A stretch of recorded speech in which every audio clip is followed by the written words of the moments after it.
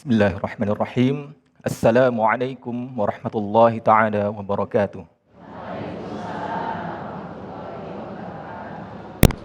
A'udzu billahi minasy syaithanir rajim. Bismillahirrahmanirrahim. ومن الناس من يشري نفسه ابتغاء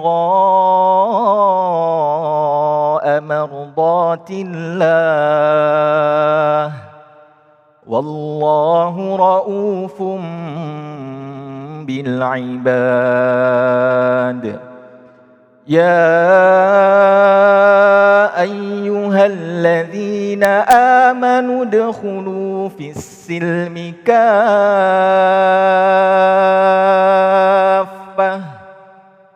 ولا تتبعوا خطوات الشيطان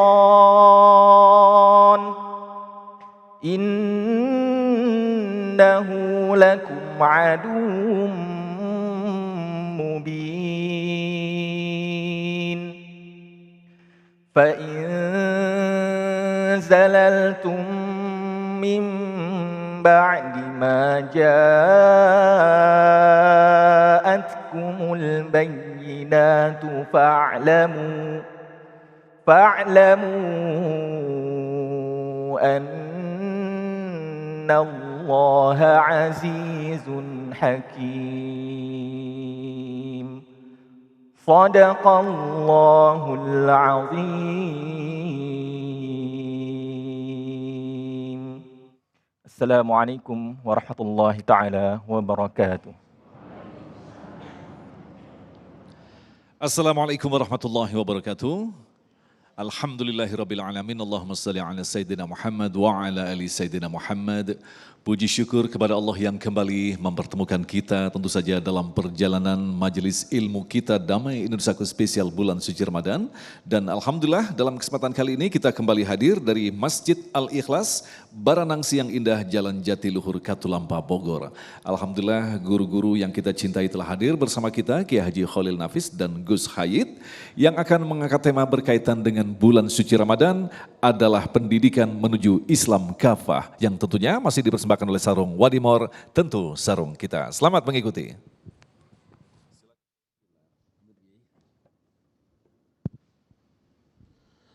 Assalamualaikum warahmatullahi wabarakatuh.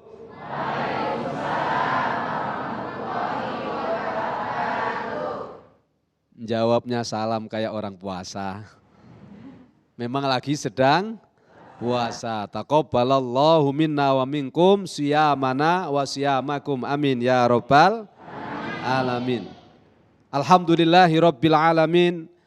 Alhamdulillahilladzi ja'alana minal muslimina wal mu'minin wa faddalana bi syahris siyami wal qiyam alladzi unzila fihil Qur'an.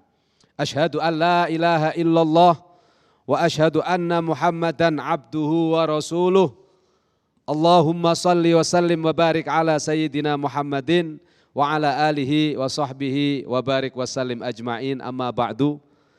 Yang sama-sama kita muliakan guru kita semua sekaligus guru saya, Kiai Haji Khalil Nafis, yang hari ini hadir bersama-sama kita untuk memberikan pencerahan bagaimana menjadikan Ramadan kita pintu masuk untuk kita menjadi seorang muslim yang kafah. Para pemirsa Damai Indonesiaku TV One yang dimuliakan Allah, dan hadirin wal hadirat jamaah Masjid Al-Ikhlas Baranangsi Bogor yang insya Allah diberkahi dan dimuliakan Allah Subhanahu wa ta'ala. Amin Allahumma amin. Saya ulangi biar kompak aminnya. Sebab setiap doa yang dipanjatkan di bulan suci Ramadan tidak ada yang tertolak di sisi Allah. Betul apa betul? Makanya nanti kalau ada yang nilainya doa, yang muatan materinya berisi harapan dan permohonan kepada Allah, tidak usah ragu-ragu. Bilang saja amin yang keras. Amin Allahumma amin. Tema kita hari ini adalah bagaimana kisah orang-orang yang masuk Islam secara kafah. Kisah orang-orang yang masuk Islam yang diharapkan oleh Allah dan Rasulullah. Dan bagaimana kita hari ini menjadi umat Rasulullah yang melanjutkan kisah-kisah orang-orang yang masuk Islam secara kafah agar keimanan kita dan keislaman kita kelak akan menjadi hujjah, akan menjadi penolong kita saat kita kembali kepada Allah Subhanahu wa ta'ala. Apa dalil agar kita kalau masuk Islam itu menyempurnakan diri dengan sesempurna mungkin? Tadi teman kita, sahabat kita, sekaligus guru kita sudah membacakan ayat surat Al-Baqarah ayat 208. Allah Subhanahu wa taala berfirman, A'udzubillahi minasyaitonir rajim. Bismillahirrahmanirrahim. Ya ayyuhalladzina amanu dkhulu fis-silmi kaffah wa la tattabi'u khutuwatis syaitan. Innahu lakum aduwwum mubin. Shadaqallahul azim wa shadaqa rasuluhun nabiyul karim. Ayat tadi menurut Imam Wahbah Zuhaili dalam tafsir Al-Wajiz dijelaskan bahwa latar belakang atau asbabun nuzul ayat ini adalah ada seorang sahabat Rasulullah yang dulunya beragama Yahudi. Namanya Abdullah ibnu Salam. Nah, ketika Abdullah ibnu Salam ini masuk Islam, dia masih belum bisa meninggalkan tradisi keagamaan Yahudi dalam dirinya. Sehingga walaupun dia sudah bersyahadat di hadapan Rasulullah, dia masih saja menghormati hari Sabat atau hari Sabtu yang memang diagungkan oleh orang Yahudi. Sebagaimana kalau kita orang Islam, kita diminta memuliakan hari Jumat.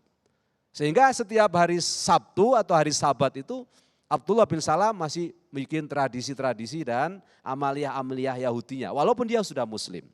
Yang kedua, dia masih mengharamkan onta. Padahal dalam agama Islam onta sebagaimana juga sapi, kambing dan seterusnya itu sudah dihalalkan.